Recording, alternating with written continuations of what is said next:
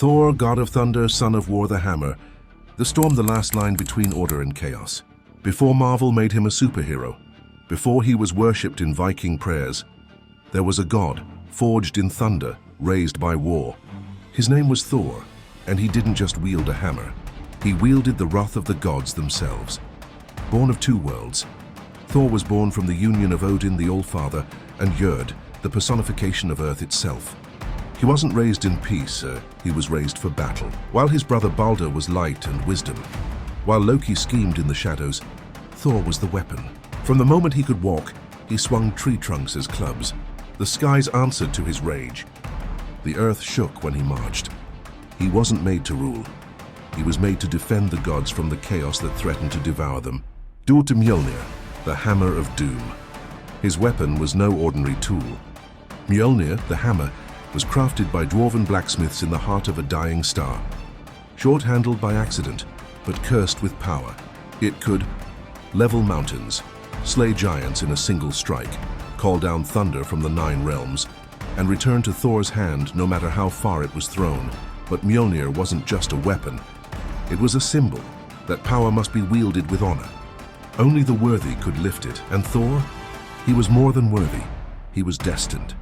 They slaying giants, holding realms. Thor's greatest enemies weren't men or monsters.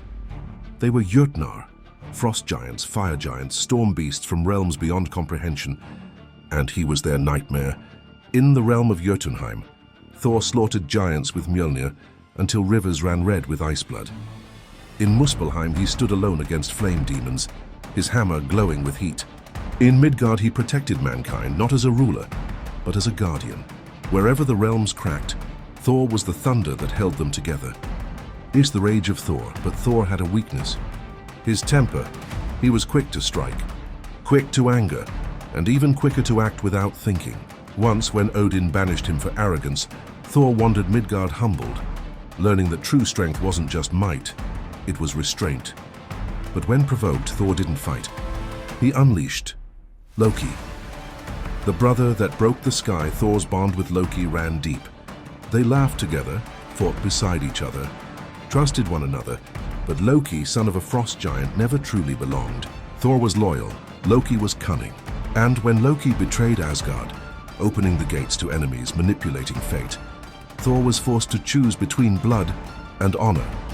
Even still, some say Thor never truly stopped loving his brother, even as the sky burned. The prophecy of Ragnarok, but all gods must fall, and Thor would meet his destiny at the end of all things. Ragnarok, the doom of the gods, wasn't a myth, it was a prophecy. In the final days, Thor would face Jörmungandr, the world serpent, a creature so massive it encircles the earth. Their battle would shake the cosmos.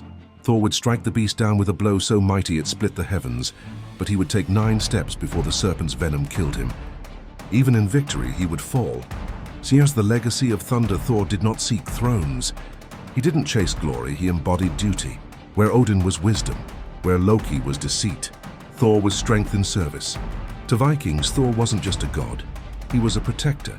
His hammer was carved into amulets, worn around necks, raised in battle prayers. When storms raged across the North Sea, sailors didn't cry for mercy. They cried for Thor. They feared his return after Ragnarok. It said Thor's sons survive, and one day the hammer will rise again. But if Thor ever returns, it won't be with words. It'll be with lightning, with vengeance, with silence before the storm. Because Thor is not just a god, he is the storm. And when the sky darkens and thunder rolls, gods will know their champion has returned. And he brings the hammer